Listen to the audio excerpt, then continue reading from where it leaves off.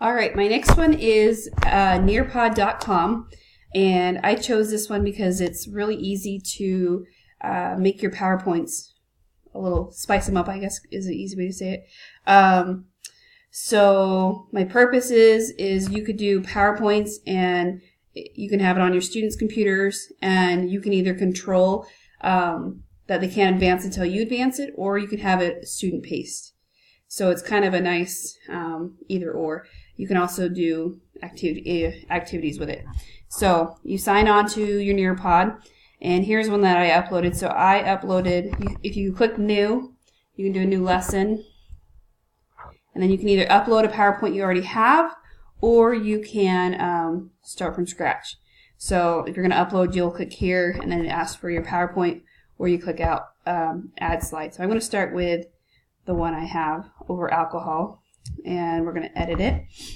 And the nice thing is that I enjoy about it is, so I already have my PowerPoint, and so then if you click add slide, okay, got it. You can add content, you can add a web content, which that one you have to pay for, or add an activity. And so if you add activity, you can do open-ended questions, you can do a poll, you can take a quiz, you can have them draw it, you can collaborate. I can't move it because my little recording thing. Let's see if I can move this. Okay. You can do fill in the blank, you can do memory tests. Some of them do cost though, so to keep it free, just pick the one you want. So here's what I did is I put a quiz in there, and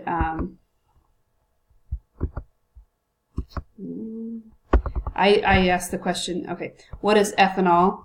And then I gave them 3 choices to pick, and then I hit save. Okay, so the nice thing with Nearpod is when I'm ready to, we'll go back to my library. So if I want to make it go live, I just need to click on, okay, save changes, sorry about that.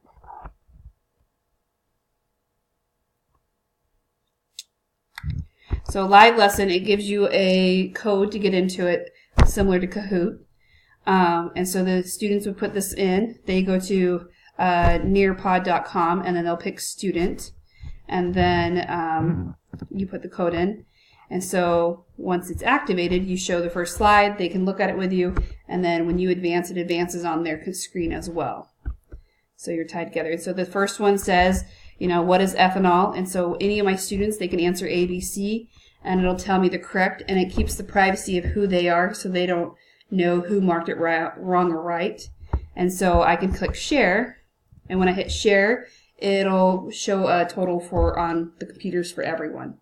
And then you can move on and go through the slide, and then you could do short answer, and so then it'll put student, and so they can either do, once again, sometimes I'll let them do a silly name, but otherwise I'll have them do like their first and last name so I can keep track. But then you can tell how many have answered and how many have not. And then as you progress, there's another way of asking.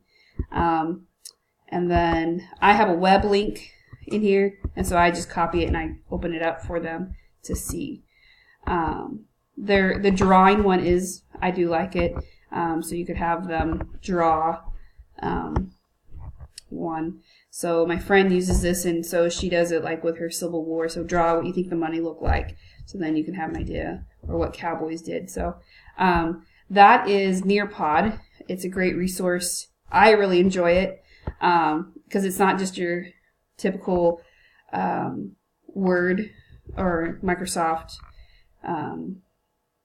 PowerPoint. You can actually do more in it and make it more interactive.